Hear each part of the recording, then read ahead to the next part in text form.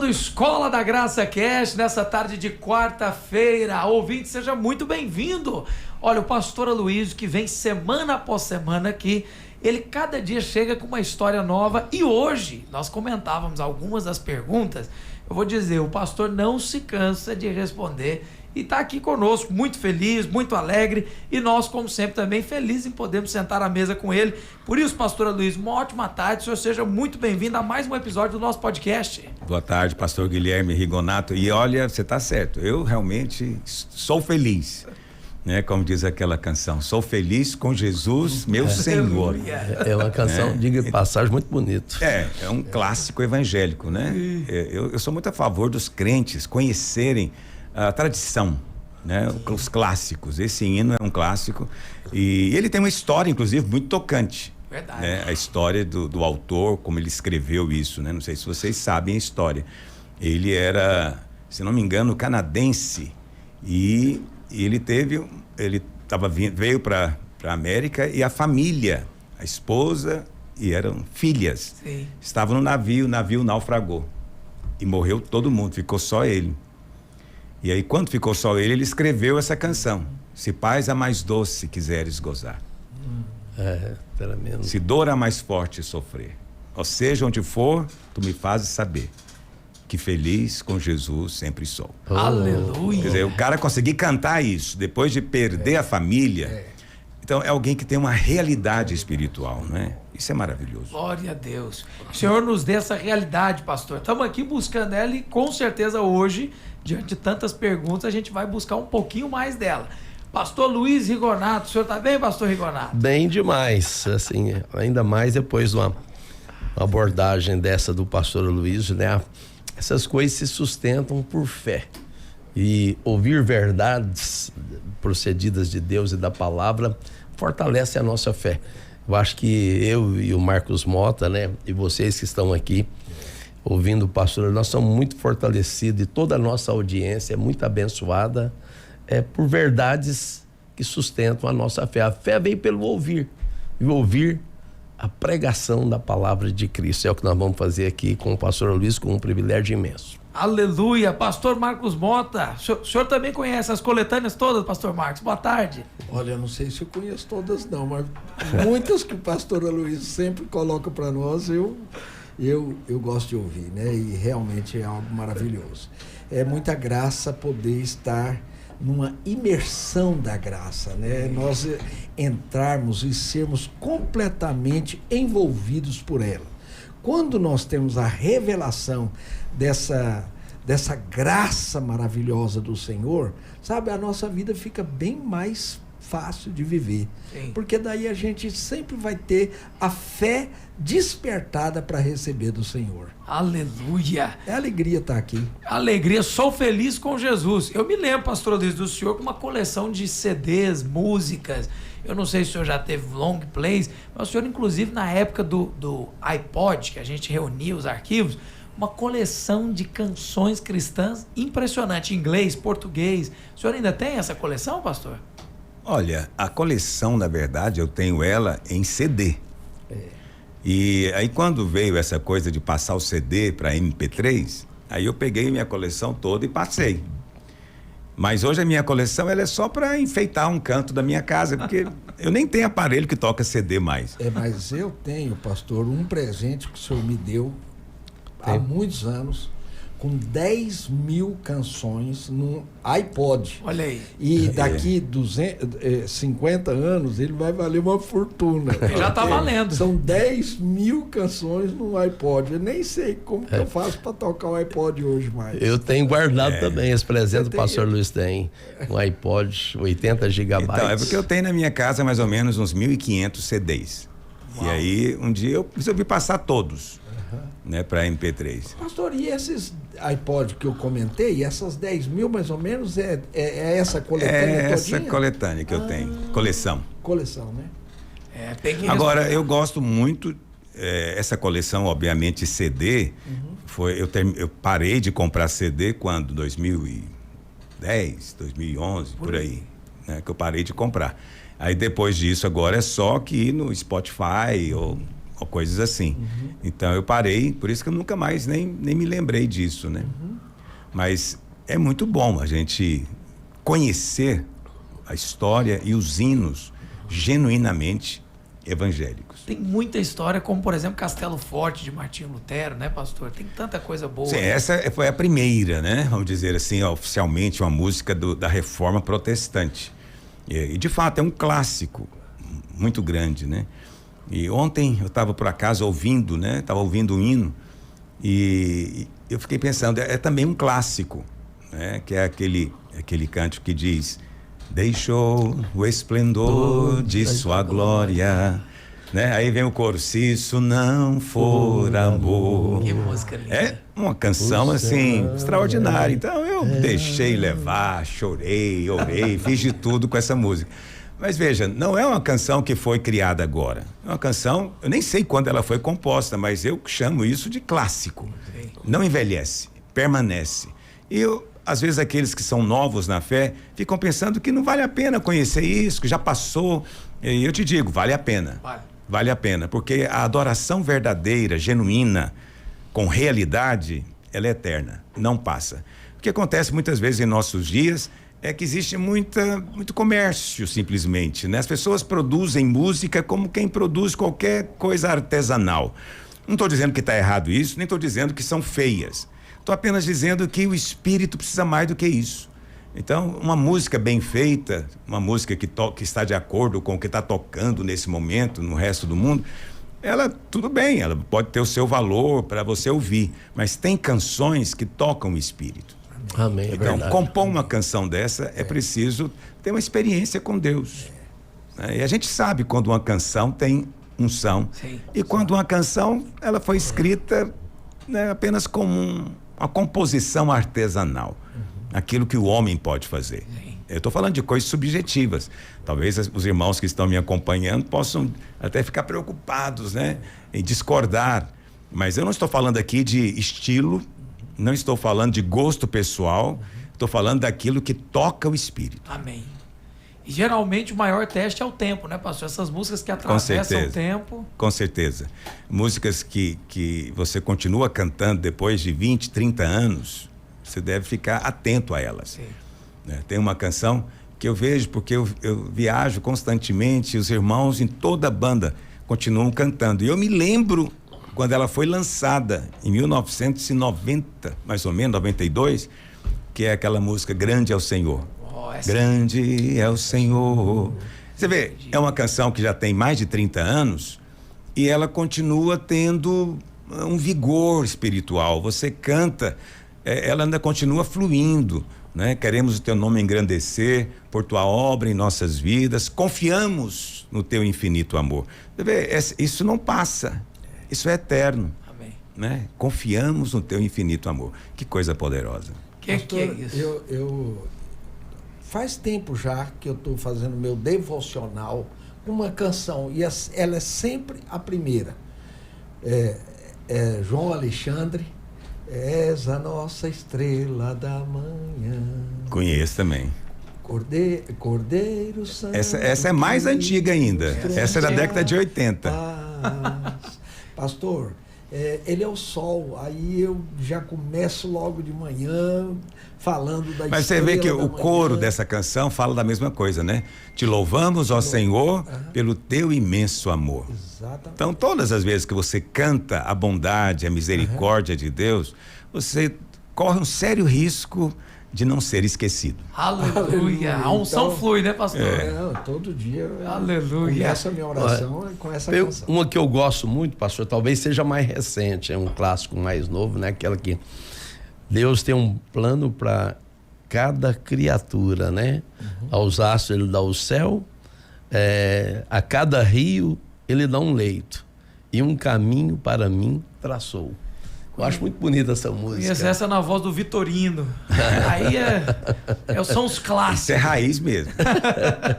Aleluia. Vamos então Por aí colocar. vai, né, pastor? Vai, vamos longe desse jeito. Vamos com a Maria Passos aqui, que ela tá com uma dúvida de Enoque ter sido trasladado, pastora Luiz. O podcast hoje tá recheado de perguntas. Vamos lá.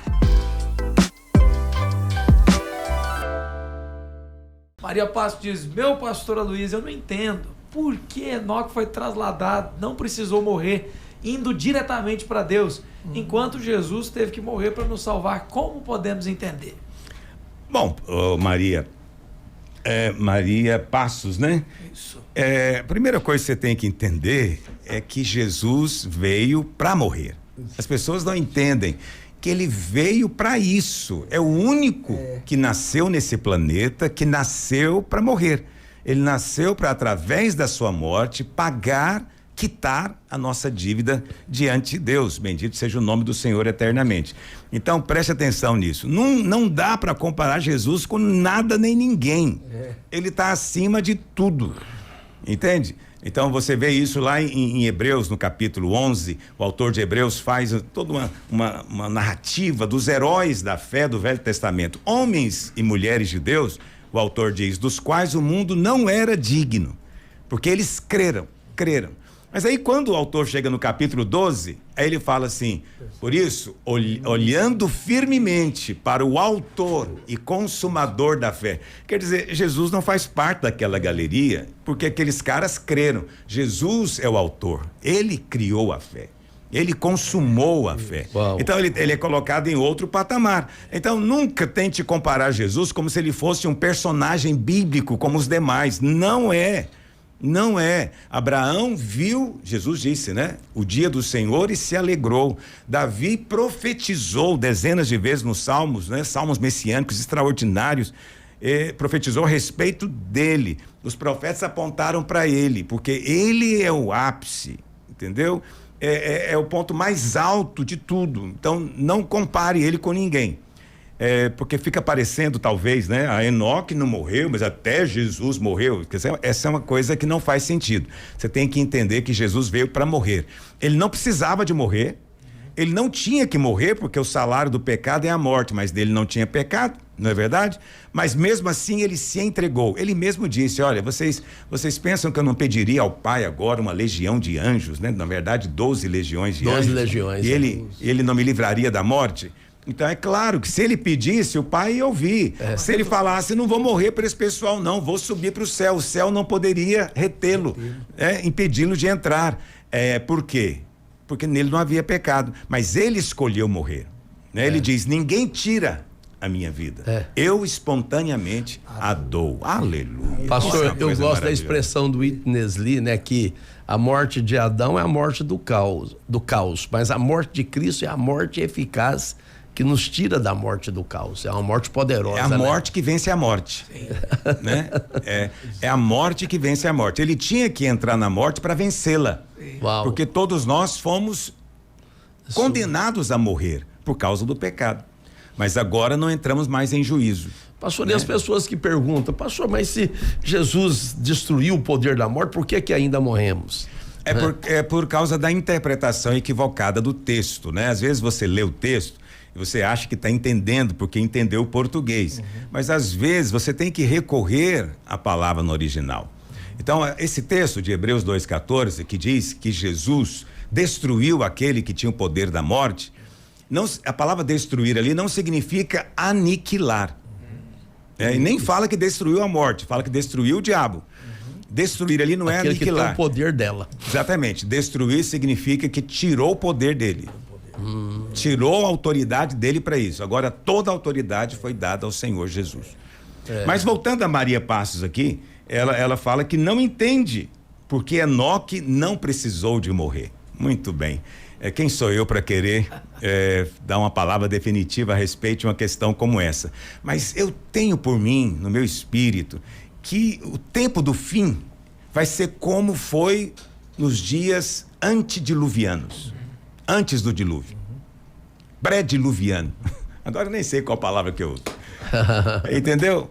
Porque Jesus disse, olha, como foi nos dias de Noé, vai ser nos dias da vinda do Filho do Homem. Eu creio que nós estamos vivendo nos dias da vinda. Então nós já estamos vivendo tempos semelhantes àquele povo que viveu antes do dilúvio. Uau. Muitas coisas estão lá, eu não quero também aumentar suas dúvidas, mas uma das coisas que está lá é que naqueles dias apareceu uma outra raça, chamada Nefilins.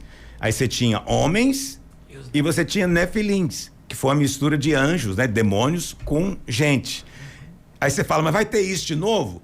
Então, não vai ter de novo anjos envolvidos, mas o que vai acontecer é que vai ter manipulação genética. Isso já está acontecendo e vai acontecer cada vez mais. Então, quando uma pessoa lá no seu embrião tem uma manipulação genética, será que ela é exatamente um homem como Deus criou? Essa é uma questão para responder no outro dia. Esse é um aspecto. Mas, pastor, qual outra coisa que tinha? Tem várias. Eu poderia fazer um estudo com você aqui. Mas o fato da Bíblia mencionar que Enoque andou com Deus, está lá em Gênesis, né? No capítulo 5, no verso 24, diz que Enoque andou com Deus e já não era, porque Deus o tomou para si. Então ele foi trasladado, não é trasladado. Transportado, mas trasladado. É transporte, mas é traslado. Se bem que eu já ouvi dizer que agora é correto falar translado, mas eu acho feio. Então, ele foi trasladado. O que é isso? O nome disso é arrebatado. Então, Enoque foi arrebatado. Tudo que está escrito para nossa edificação. Amém. Foi escrito para nós. Amém. E esse texto está na Bíblia para dizer o seguinte: nos dias de Noé, teve gente que foi arrebatado. Entendeu? Nos dias de Noé houve um arrebatamento. Então, hoje você pode esperar. Vai ter outro arrebatamento. Então isso não é inédito, né, pastor? Não. Não é algo assim que porque nunca aconteceu. Tudo que foi há de ser de novo, e tudo que é já foi algum dia. Pastor, isso aconteceu com Elias também, né? Com o profeta Elias. Ele foi trasladado também, né, pastor? Peraí que eu dei tela azul aqui. Como é que é, pastor? Bem engraçado. Assim, alguém me perguntou, pastor, mas Jesus disse que ninguém subiu ao céu, senão aquele que de lá desceu, né, a saber, o Filho do Homem. E Enoque e Elias, o que dizer deles? Como é que foram trasladados para Deus? Porque naqueles dias, essa é uma explicação que envolveria a gente entrar em detalhes, mas eu vou te dizer de maneira bem geral. Naqueles dias, o paraíso, que é o lugar onde os salvos estão, também chamado de seio de Abraão, é o mesmo lugar. Naqueles dias, ele não estava em cima, estava embaixo. Estava no coração da terra. Está embaixo e profundo isso. Entendeu? Mas, quando Jesus ressuscitou, ele levou consigo. Por isso, pouca gente sabe disso, mas quando Jesus ressuscitou, ele não ressuscitou sozinho. Muitos santos do Velho Testamento ressuscitaram com ele. E foram então levados. Aí sim, eles estão no céu. Estão no terceiro céu. Hoje é o paraíso, é o terceiro céu. E diante de Deus. Mas naqueles dias, antes da morte de Jesus, ninguém tinha subido. Mas agora já subiu. Né? Tá. Isso por conclusão daquilo que as escrituras dizem. Agora, se você for interpretar dizendo subiu e desceu, que tem isso também. Então esses só subiram, não vieram ainda, mas virão, porque eu creio que as duas testemunhas de Apocalipse 11, Elias e Moisés, né? Então eles vão voltar.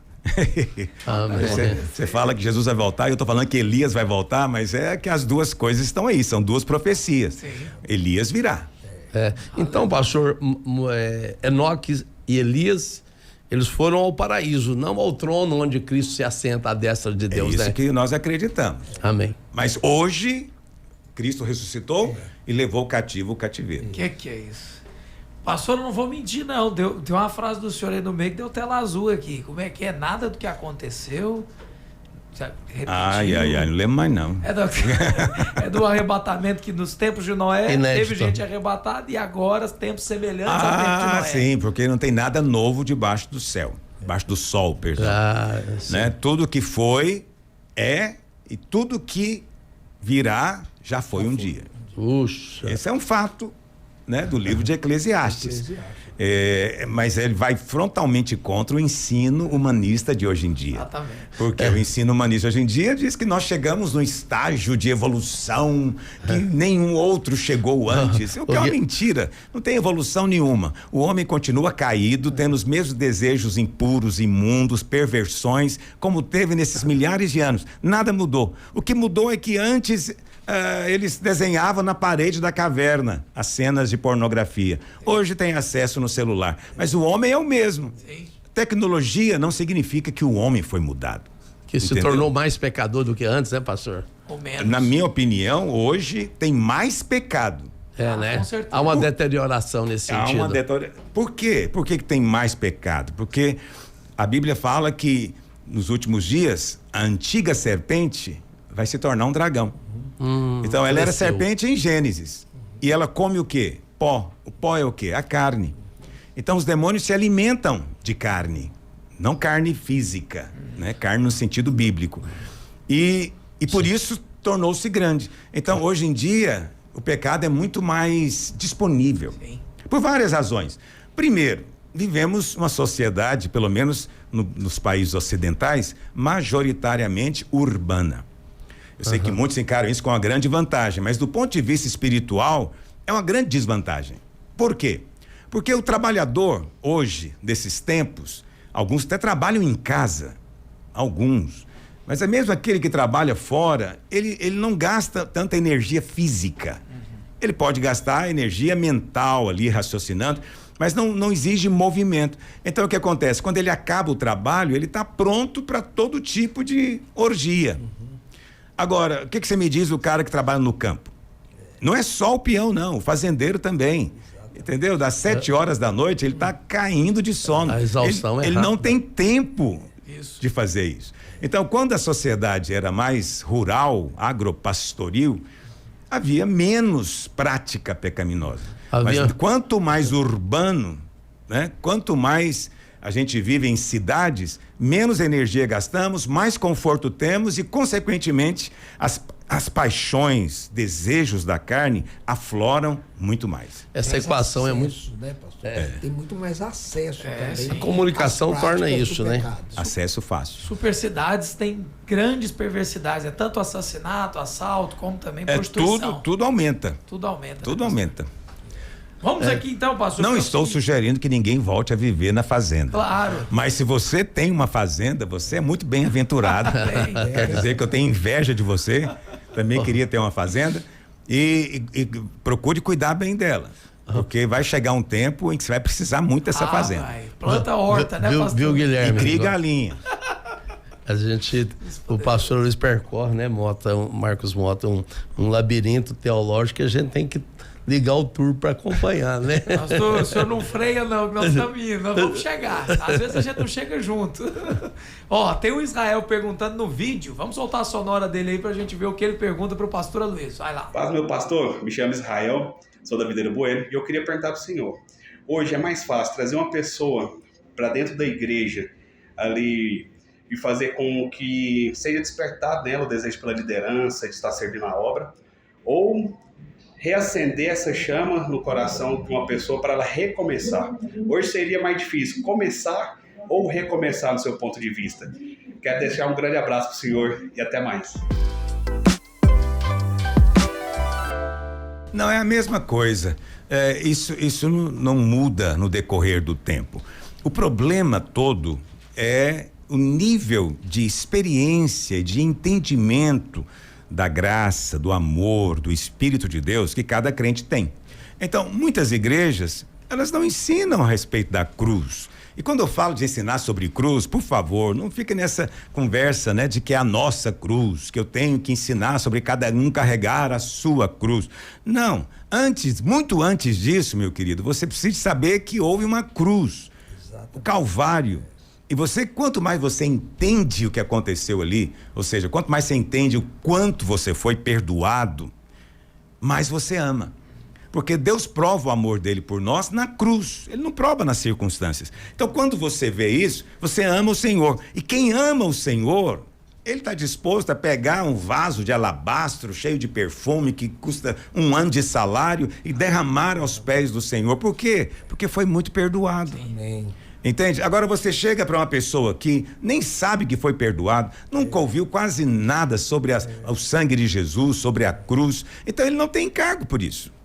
Ele não vê motivo de pregar. Mas você sabe, a verdadeira liderança bíblica, né, a verdadeira pregação bíblica, ela é fruto de um coração cheio. A Bíblia fala que a boca fala do que está cheio o coração. Se o seu coração está cheio da mensagem do Evangelho, você não vai se conter. Verdade. você vai compartilhar. Entendeu? Esse é um ponto. Um outro ponto tem a ver com o enchimento do Espírito.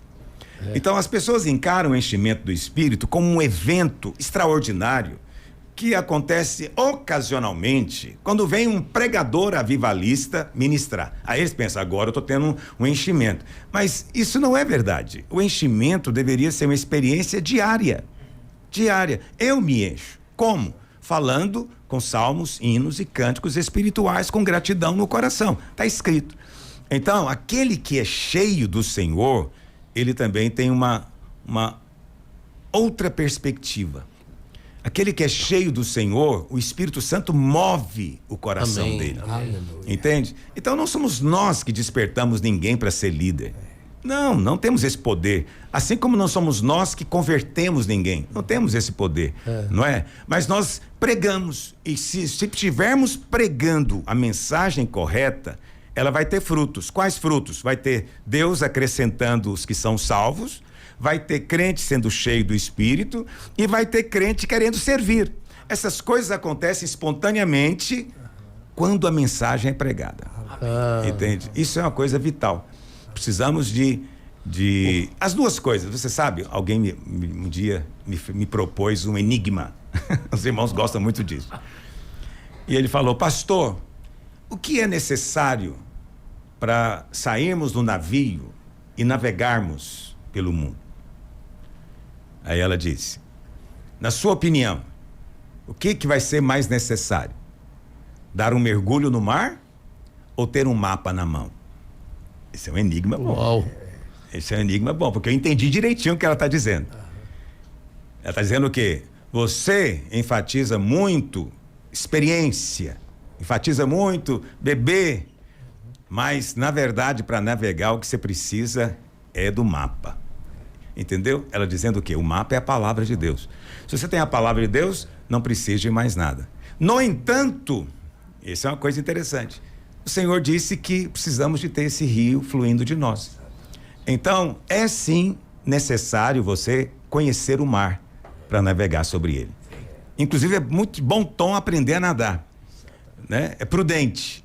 Então, um bom marinheiro, ele respeita o mar, mas ele também é atraído pelo mar. Amém. Mas é verdade que só chegamos no destino se tivermos o mapa. E o mapa é a mensagem. Esse é que é o problema. Temos muitos navios aí à deriva.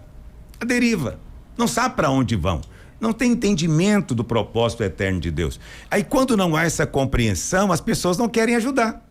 Mas qualquer um que chega propondo qualquer direção, não importa a direção, às vezes a direção mais estapafúrdia, vai ter gente apoiando, financiando, querendo ajudar, porque todos querem participar de uma obra.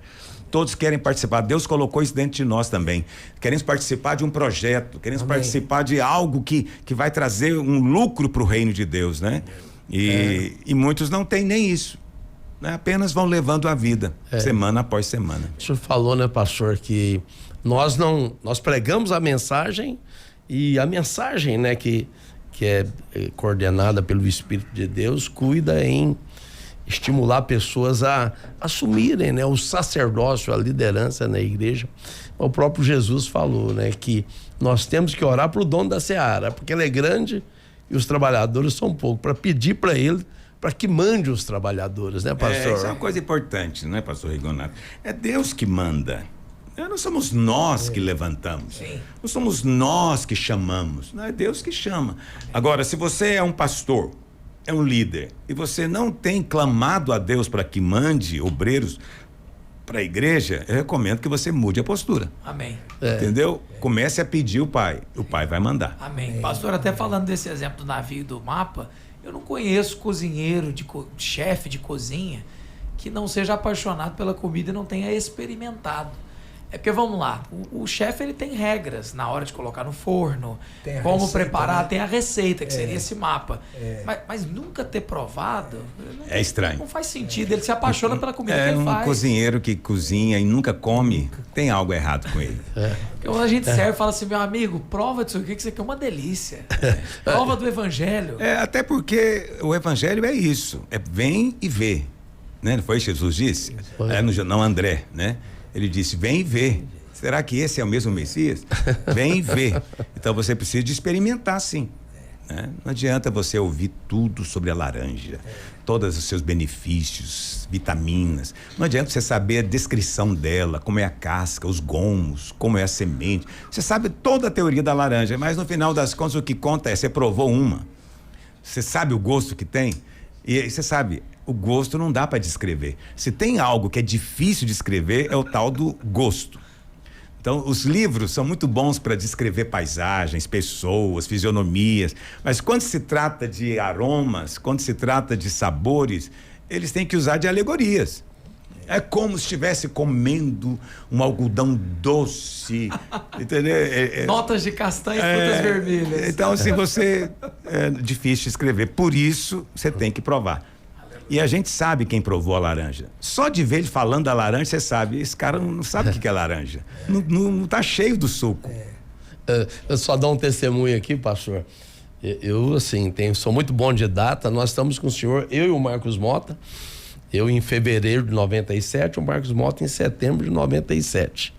Mas nós passamos por algo que é algo de Deus, mas que o senhor tem um dom de atrair líderes que queiram liderar no ministério que o senhor está liderando, né? Na época eu queria muito liderar, ser pastor, eu era bancário, e em 99 que o senhor me convidou, perguntou se eu tinha chamado. Eu tinha chamado, mas naquela época eu estava tomado por um desejo muito grande de ser um pastor do seu lado, né? O pastor Luiz o Mota, eu acho que testemunha a mesma coisa. O senhor tem esse dom de querer que os tantos líderes aí querendo liderar, porque está contribuindo com a obra que o senhor lidera. Isso é um dom divino. Com uma boca boa. É um dom, mas tem razões. Sim. A primeira razão, eu já falei, você tem que ter um propósito, um plano, um rumo, uma visão. As pessoas, elas respeitam o pastor que tem uma visão.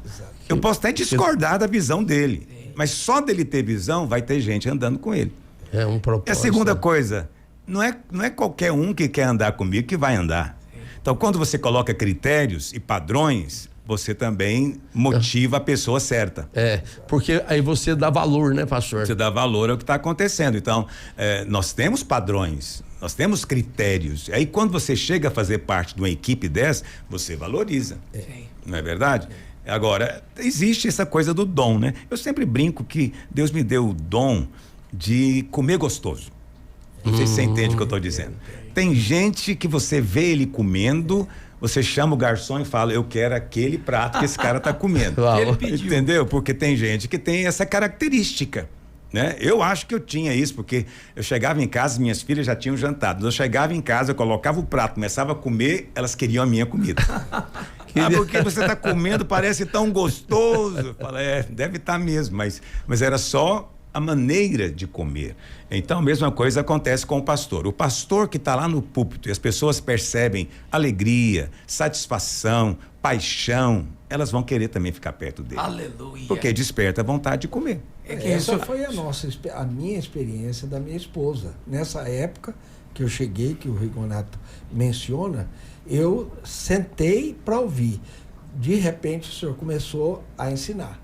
Aquilo, o senhor colocava de uma maneira tão maravilhosa, tão gostosa, que eu e a Valéria olhamos um para o outro, né? Foi aqui. E falamos, eu quero essa comida. Mas a gente estava à procura, né, Mota? Disso. Eu estava à procura. O pastor não era o único que a gente tinha ouvido.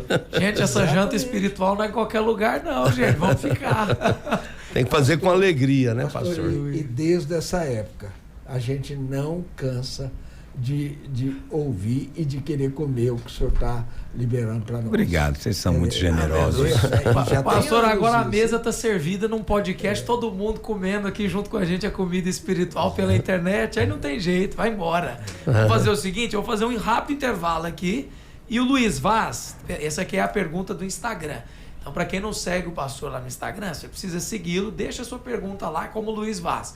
Ele está dizendo aqui da parábola do filho pródigo, e essa questão de ter voltado e a diferença entre a parábola do filho pródigo e do rico e Lázaro, né? Que era o mendigo que morreu e o pai Abraão não podendo chamar de filho. Apto intervalo, o pastor Aloysio responde o Luiz Vaz e comenta a notícia de de uma igreja centenária que foi rebocada na Suécia.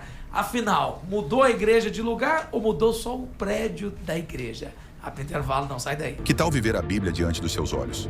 Navegar pelo Mar da Galileia, ser batizado no Rio Jordão e celebrar a ceia no Jardim do Túmulo. Em novembro, você é nosso convidado para essa jornada única e imperdível em Israel. Serão dias inesquecíveis, com ministrações do pastor Aloísio e da pastora Márcia, louvor e comunhão. E tem mais. No batismo no Rio Jordão, os juvenis, a partir de 12 anos, poderão ser batizados. Imagine marcar a vida dos seus filhos com essa experiência. Venha viver dias inesquecíveis conosco. Entre em contato com a Via Brasil Turismo.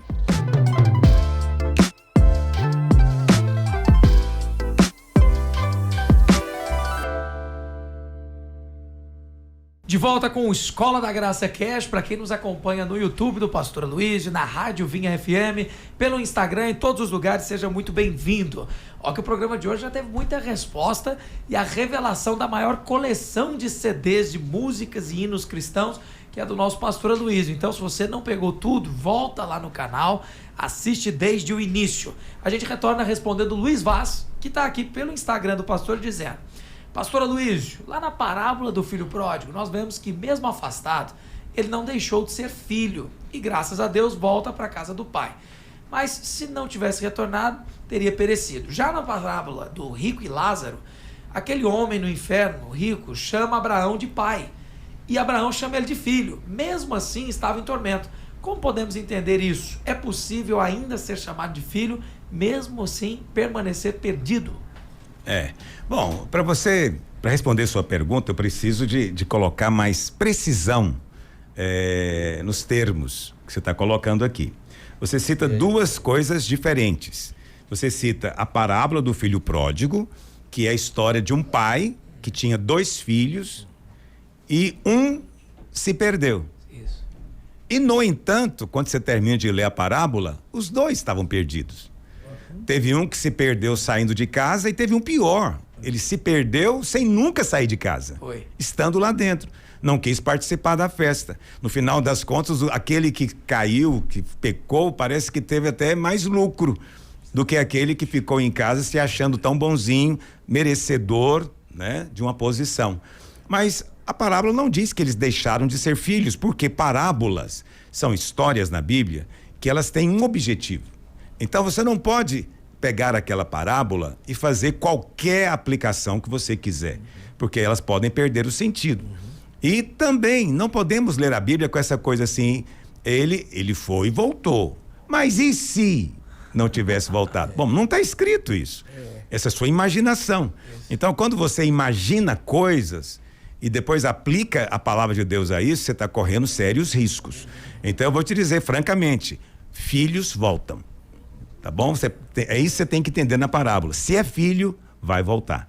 Se é filho, vai voltar. Não quer dizer que filhos não podem se perder assim, se desviar. Pode, sai, desvia da igreja, desvia até do Senhor. Mas se é filho, volta. O outro caso que você cita é da parábola, que não é uma parábola na verdade, do rico e do Lázaro. Por que ela não é parábola? Porque parábolas não dá nome às pessoas. Nenhuma parábola de Jesus dá nome. Essa história tem nome, né? Tinha um Lázaro. Esse não é o mesmo Lázaro que morreu e ressuscitou, não. É outro Lázaro, é um mendigo, que vivia mendigando na porta de um homem muito rico, né? E aconteceu dos 2 morrerem, disse Jesus. E Lázaro foi levado para o seio de Abraão e o rico para o inferno.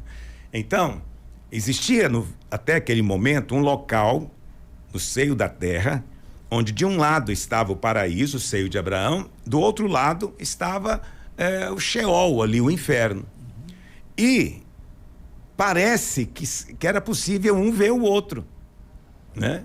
Mas eu já falei no começo do nosso podcast hoje que isso subiu agora.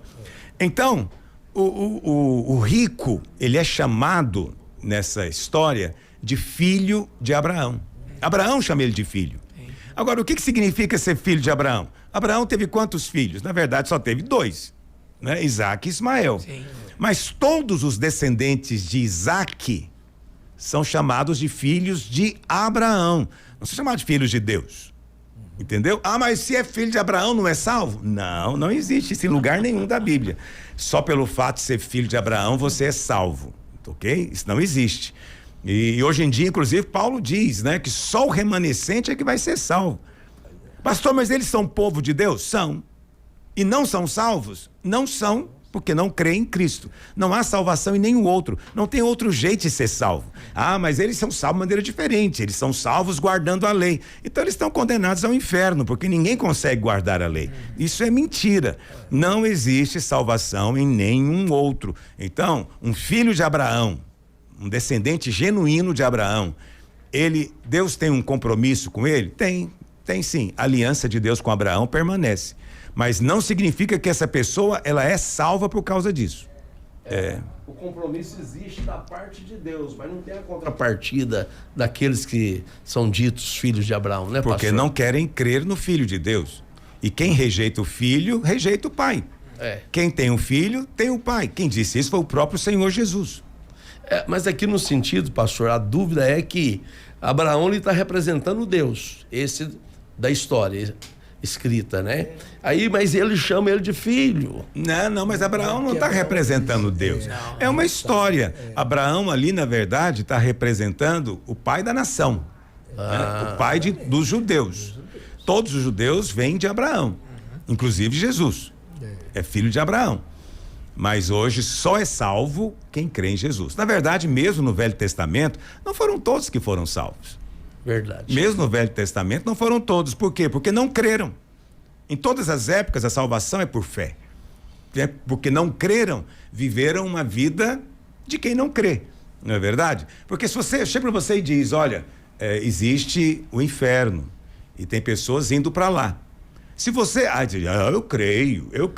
Você crê, mas você não faz nada para resolver o problema, quer dizer, não crê na verdade. Não crê. É como aquele crente, né, que diz que está juntando tesouro no céu, mas é avarento que só ele.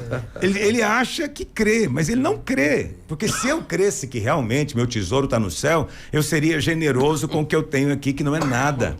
Entende? Então a fé verdadeira, ela se mostra em algum momento. Então quem crê que existe inferno, ele clama por um Salvador. Amém. Pastor, quando Jesus nasceu, a Bíblia deixa bem claro que havia pessoas como Simeão, como Ana, por exemplo, que esperavam a vinda do Messias. Então, tinha outros como Herodes, os escribas, completamente, né? Eles sabiam a Bíblia. Exatamente. Que Herodes perguntou onde é que vai nascer o Messias. Eles responderam na ponta da língua, em Belém. Entendeu? Mas quem foi para Belém? Só os magos. Exatamente. Os magos nem eram judeus. Pois é. Eram gentios. Você vê que tinha gentio que cria. Dava mais crédito. Que cria. Gênesis 3,15, né? Porque isso. Tinha gentios que criam.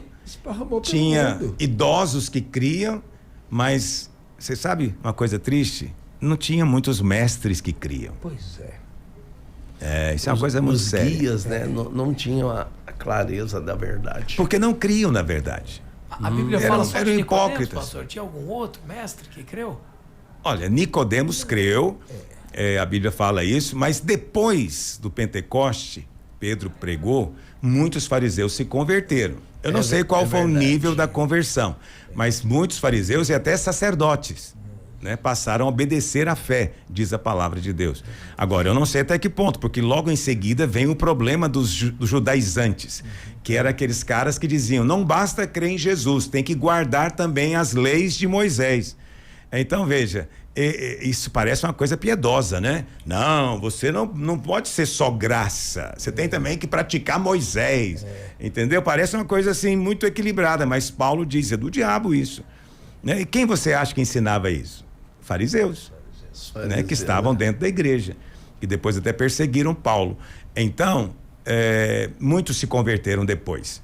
Esse é um fato da vida. Pastor, a compreensão dos sacerdotes obedecerem à fé é abdicar da função sacerdotal? Completamente. Nossa, porque nós já temos aprendido lá em Hebreus que você agora tem outro sumo sacerdote. Então, não só você não vai procurar um outro sumo sacerdote, quanto você próprio não vai ser um desses. Isso implicava em perder pagamento de salário, pastor? Claro, todo sacerdote, a família do sacerdote, ele trabalhava nas coisas relacionadas ao templo. Então, os dízimos eram trazidos e distribuídos entre eles. E você sabe, não era só dízimos. Nos dias de Jesus, eles criaram todo um sistema para tirar dinheiro do povo, né? Não sei se você sabe disso, mas às vezes uma pessoa tinha que viajar muito para ir a Jerusalém. Eles estavam morando na Grécia, estavam morando na Síria, e não tinha como levar com eles o cordeiro. Então eles tinham que comprar lá em Jerusalém. E quem é que já vendia o cordeiro aprovado? O sacerdote. Era tudo E só sacerdote. ele era credenciado para vender, né, pastor? E só ele era credenciado para dizer qual que era perfeito e qual não era. Ixi, Quem então dizia era ele. ele qualificava o dele Entendeu? mesmo. Aí o que acontecia? Vamos supor que o Guilherme, não, eu vou levar meu cordeiro, eu não vou pagar, eu mesmo vou criar. O Guilherme sabe que ele é perfeito, ele não tem defeito, ele pode ser oferecido. Mas quando chega lá, o sacerdote fala o quê?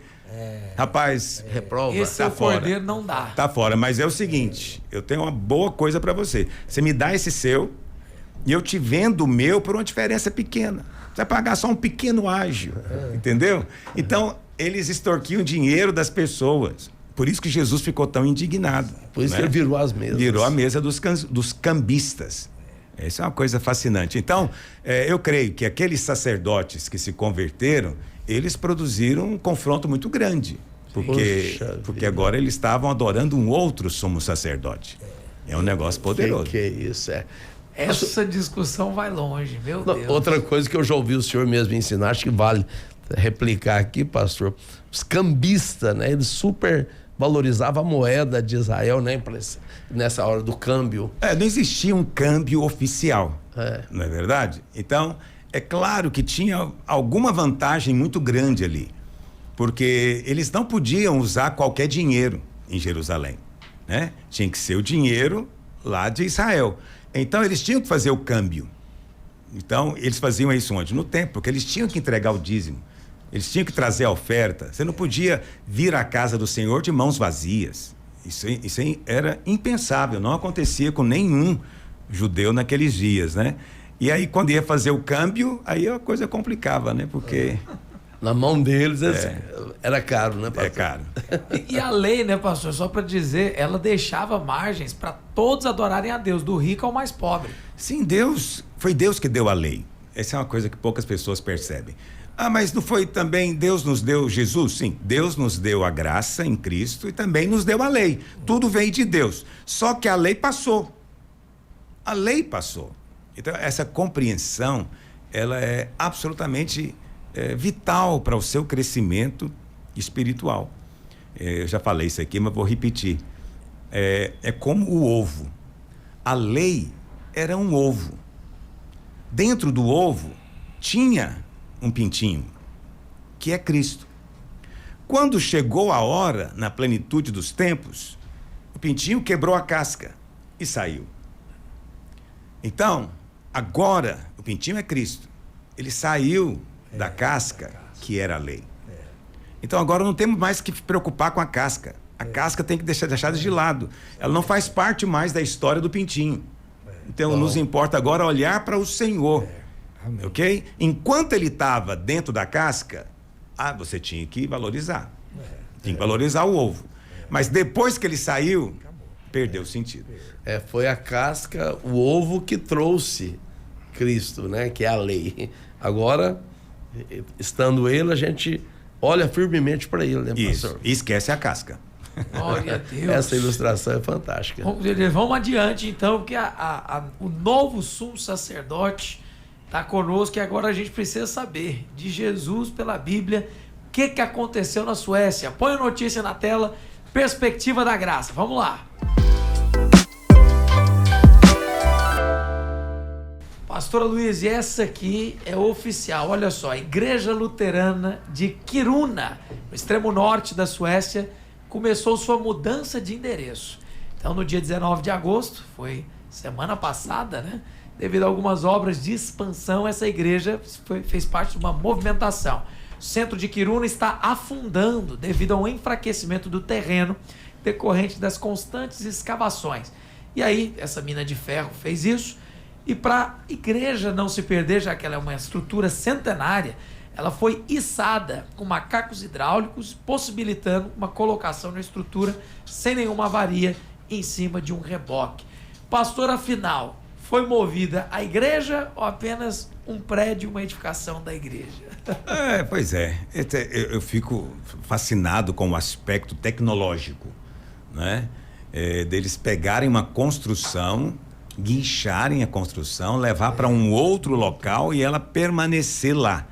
É claro que você tem que ler essa notícia e entender um pouquinho como acontecem as construções nos países frios. Então, na Suécia, como é comum em todo país frio, o solo, né, depois de meio metro, é chamado de permafrost. Significa que é um terreno que nunca descongela. Ele está sempre gelado. Sim. Então, eles não podem construir a casa encostado no chão, porque senão a casa nunca aquece, né? Então, para facilitar o aquecimento da casa, eles fazem o quê? Meio metro acima, eles fazem todo o piso, toda a estrutura, então ela não fica realmente encostada no chão.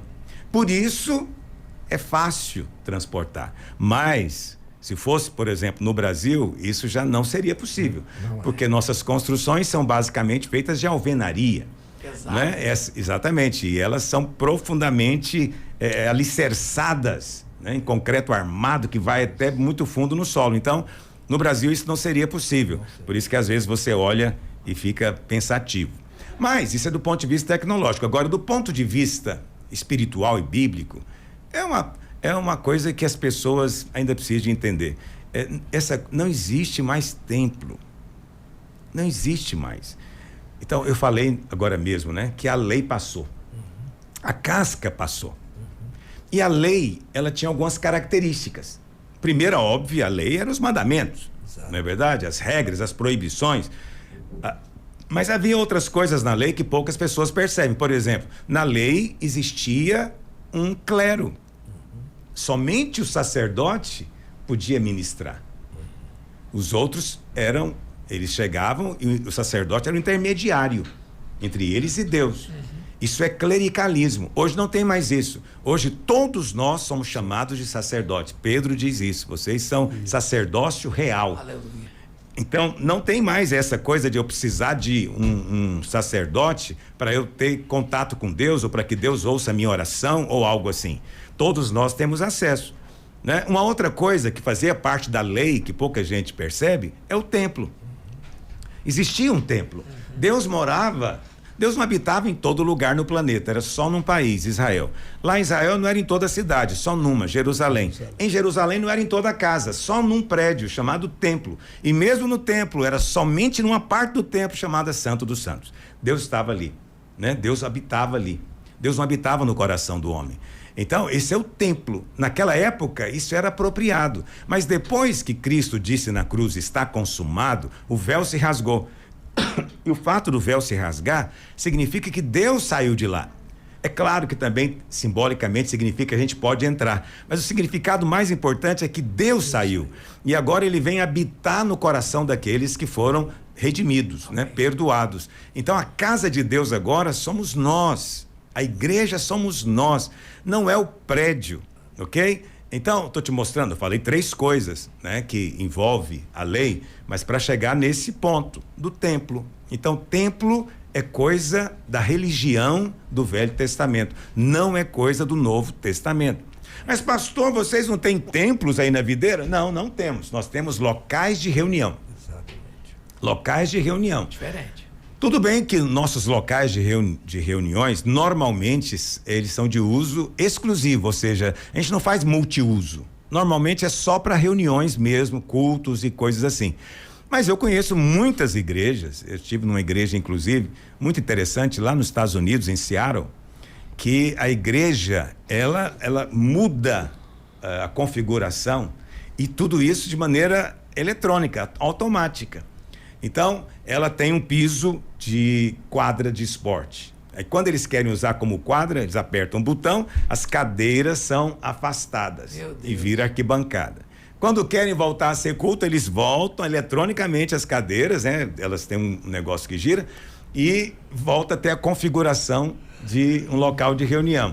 Então veja, para quem tem dinheiro, isso de fato é uma coisa interessante, ter um prédio multiuso, porque eu reconheço uma crítica que nos fazem, e é verdadeira, é que a gente usa muito pouco, custa muito caro e usa muito pouco, e é verdade, mas aleluia, Deus nos deu, entendeu? Deus nos deu, pede que Ele te dá também. Amém. Né? Eu gostaria de poder usar o prédio da igreja todos os dias para alguma coisa, mas nosso prédio cabe 7.000 pessoas, então não é assim tão simples. Então normalmente a gente usa ele 3-4 horas por semana, é muito pouco, custou muito caro, mas nosso Deus é muito rico, então não se preocupe com isso. Então é local de reunião, não é templo. Então você não tem que chegar lá e pensar que lá dentro é o lugar que Deus habita.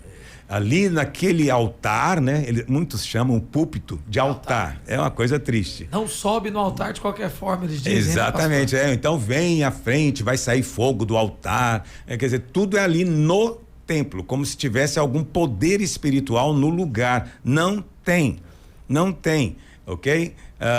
Pastor, mas eu acho que tem. Aleluia, fique em paz, não é? Eu só estou te contando a verdade do evangelho hoje. Isso entrou dentro da igreja com o imperador romano chamado Constantino. Então Constantino, que supostamente se converteu, ele e a mãe dele, né? O que eles fazem? Começam a construir prédios de igreja, templos. Por quê? Porque Constantino tornou a igreja a religião oficial do Império Romano. E agora o imperador precisava de ir no culto. Ou na missa, como você queira. E como é que ele vai em qualquer lugar? Né? Porque a igreja era assim, era um tabernáculo, que está aqui, está na casa ali, está na casa acolá. Mas agora não. Agora todo mundo tem que ir para um prédio. Esse prédio tem que ser muito rico, muito bonito, porque tem que ser a altura do imperador. Então esse pensamento ele vai se propagar nos séculos vindouros. Parece inofensivo, mas não é.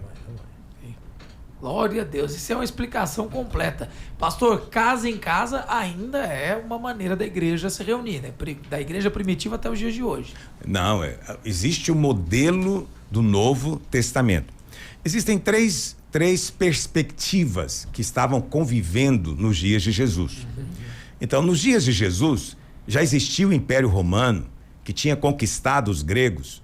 E os gregos, eles tinham uma tecnologia impressionante para construir anfiteatros enormes.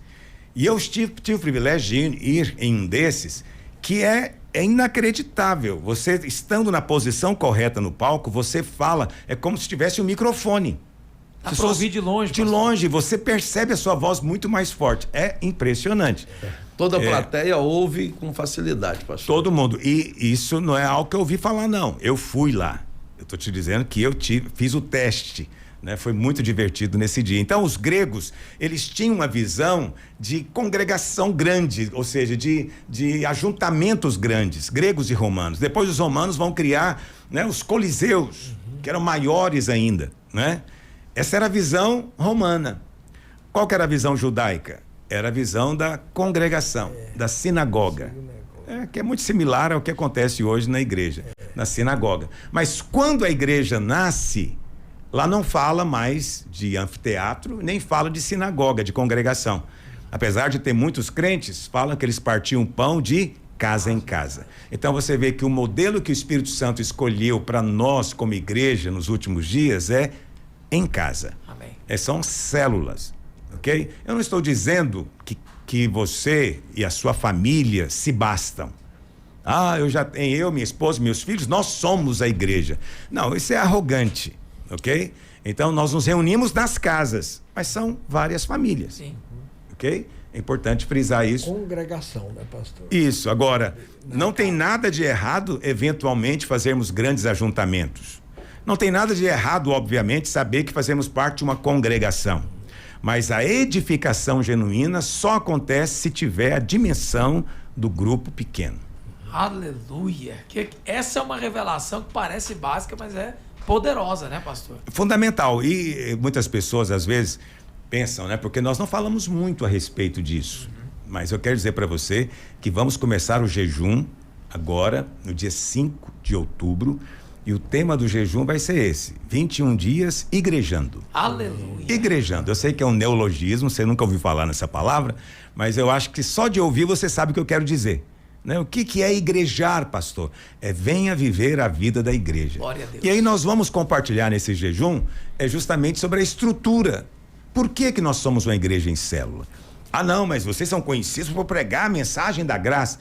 Tudo bem, mas você sabia que a célula, ela é totalmente fundamentada no evangelho? Sim. Qual que é o centro do evangelho? Cristo em vós. Quando Cristo está em cada um de nós somos feitos o quê? Ministros. Então cada crente é um ministro. Isso é o centro do evangelho. Aleluia. Entendeu? E quando nos reunimos, nos tornamos pedras vivas. Amém. E naquele momento um edifício é formado para a manifestação da glória de Deus. Amém. Então, não perca, vai ser um tempo precioso. Há muito tempo que a gente não fala desse assunto e eu estou desejoso de compartilhar muitas verdades com você. Que é isso, pastor, eu já estou empolgado. O senhor disse do neologismo de igrejando, mas eu já tenho até a frase: você que é desigrejado, venha igrejar com a gente.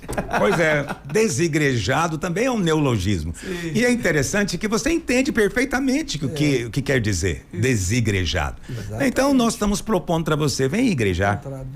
Venha igrejar de fato. Desigrejado pode aplicar ao desviado, pastor. Não necessariamente, não necessariamente. Ele apenas, o des aí, né? É para dizer que ele está fora da igreja. Ele não faz parte desse movimento. Ele era igreja, desigrejou-se, né? Então, o igrejar é o contrário. Não, eu quero viver a vida comum dos filhos de Deus. Eu quero, junto com eles, adorar a Deus. Eu quero compartilhar a minha vida e eles também compartilharem a deles comigo. E nesse processo eu sou edificado, eu cresço, sou suprido, abençoado por causa da comunhão do corpo. Aleluia. É um assunto muito vasto, mas acredite em mim, ele é completamente fundamentado no Evangelho. Que é isso? Pode ficar empolgado para jejuar, pastor? Já estou empolgado para o nosso jejum.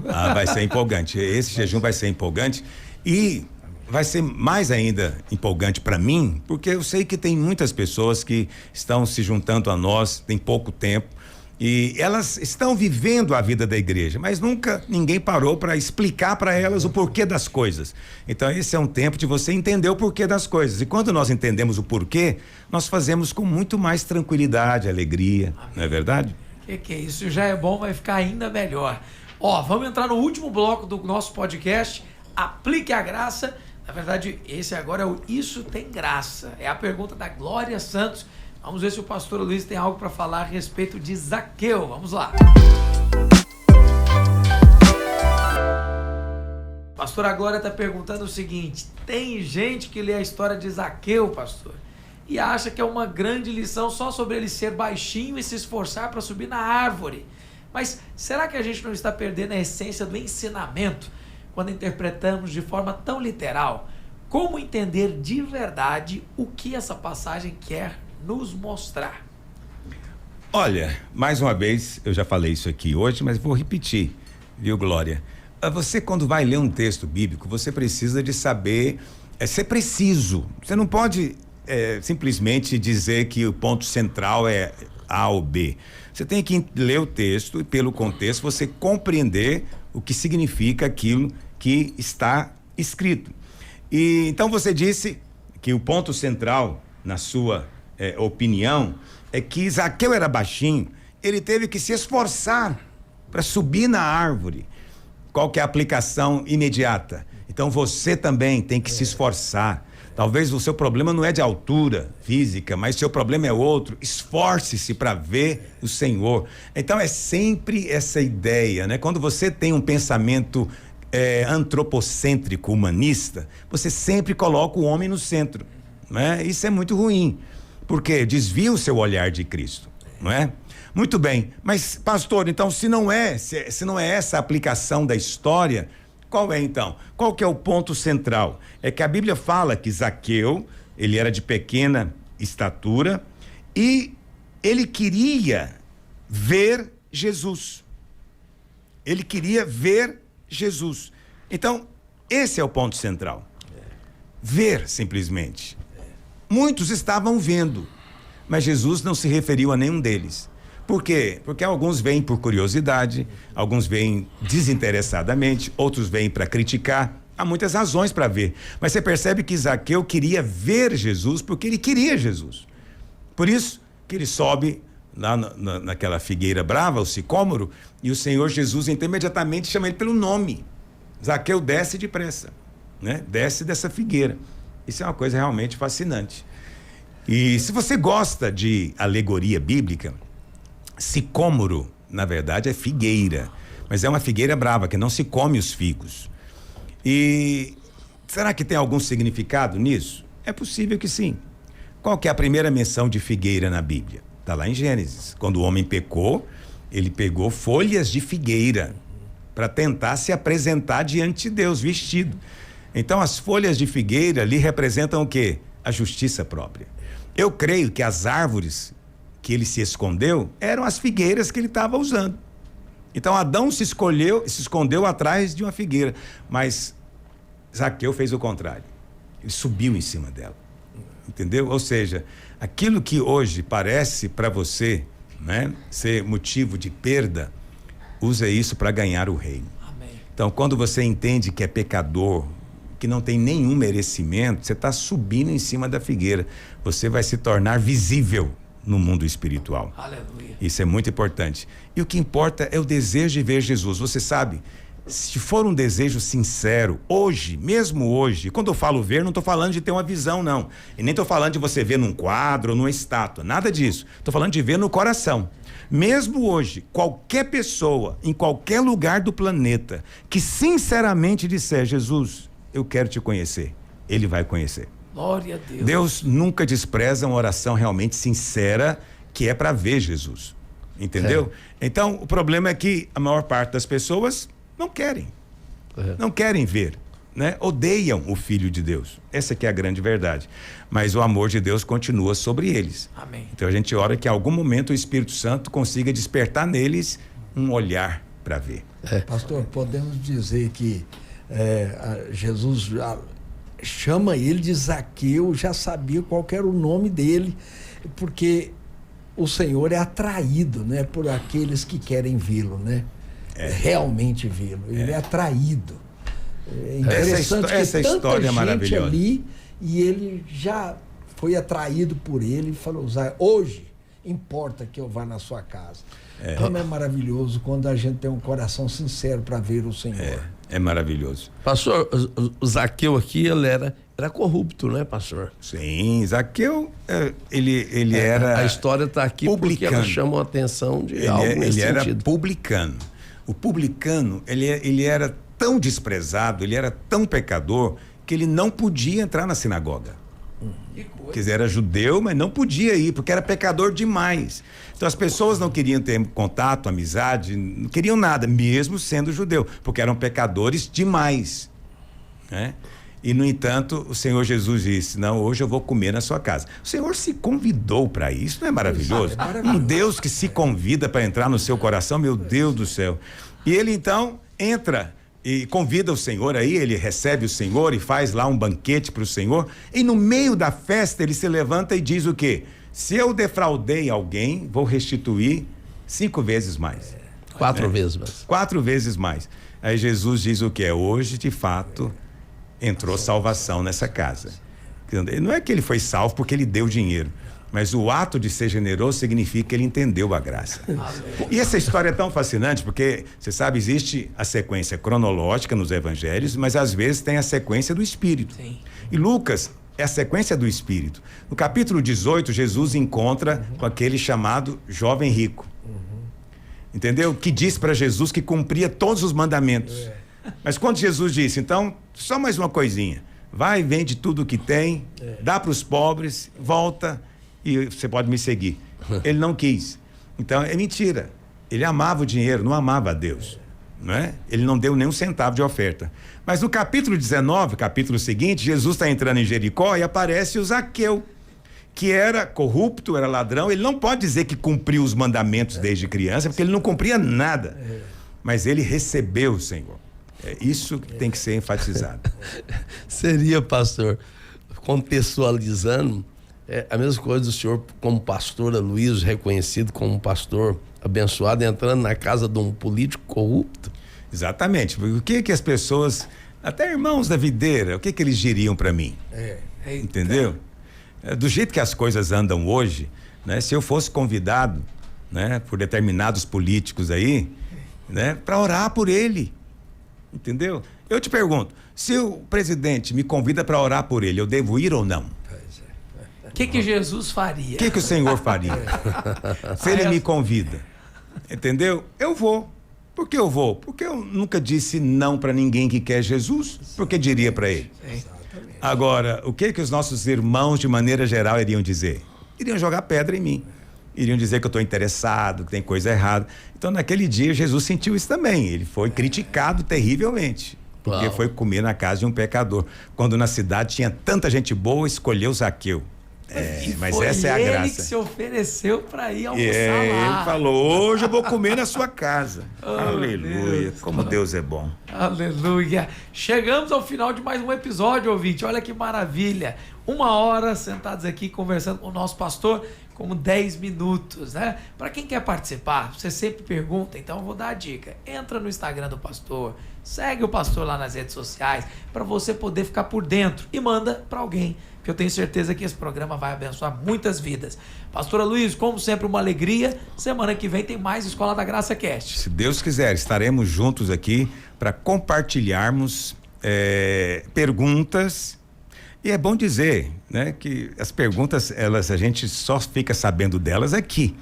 Eu até queria saber antes, para eu estudar em casa, pensar o que eu vou responder. Mas ao mesmo tempo eu fico feliz de poder responder de bate-pronto, assim, espontaneamente, porque eu acho que assim, às vezes o Espírito flui de uma forma muito mais contundente. Sim. Aleluia.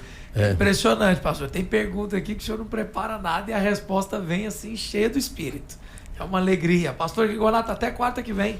Pois é, olha que mesa aqui, falando disso, né? Aqui é que literaliza o que a Bíblia diz, né? Onde há o Espírito de Deus, aí há liberdade. Amém? Amém? Uma alegria para mim estar aqui, uma alegria imensa, um privilégio inefável, né? Aleluia. E quarta que vem, de maneira inefável, estaremos aqui, pastor Marcos Mota. Em nome de Jesus. Vai ser, mais uma vez, um momento maravilhoso, né? Aleluia. De ouvir o pastor Aloysio, compartilhar essa bênção da mensagem do Evangelho, né? Nesse podcast. Aleluia. Não se esquecendo, ouvinte, o Supremacia da Graça está continuando. Você, inclusive, faz parte. Domingo, nos encontramos na live com o pastor Aloysio. Forte abraço, até quarta que vem. Tchau.